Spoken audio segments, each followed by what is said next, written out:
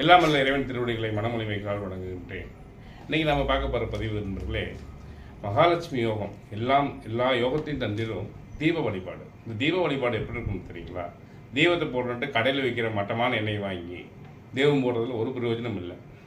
ஆலயத்தில் தெய்வம் போடும்போது பூசணிக்காயில், தேங்காயில், இதில் தெய்வம் போடுறேன், அதில் தெய்வம் போடுறேன், பாவக்காயில் தெய்வம் போடுறேன், இதெல்லாம் மகா பாவத்தை தான் கொடுக்கும். உண்மையான தீப வழிபாடு உங்களுக்கு யோகத்தை கொடுக்கணும் அப்படின்னா தீபம் ஏற்றுவது அவ்வளவு சிறப்பு. அது வந்து உங்களுக்கு எல்லா தோஷத்தையும் போக்கி உங்கள் வீட்டில் மகாலட்சுமி செல்வ செழிப்பு உங்களுக்கு கொடுக்கும். அப்படி கொடுக்கணும்னா நீங்கள் செய்ய வேண்டியது என்ன, சுத்தமான நல்லெண்ணெயோ இல்லை சுத்தமான இழுப்பெண்ணெயோ இல்லை சுத்தமான நெய், இதில் எதுவும் ஒன்றும் இல்லை, மண் விளக்கில் பஞ்சுத்திரி போட்டு தெய்வம் போடணும். நீங்கள் எந்த தெய்வத்துக்கு இப்படி செஞ்சீங்கனாலும் அந்த தெய்வம் யாகத்துக்கு சமம், ஒரு யாகம் செய்வதற்கு சமம், அனைத்து செல்வங்களையும் உங்களுக்கு அள்ளி கொடுக்கும்.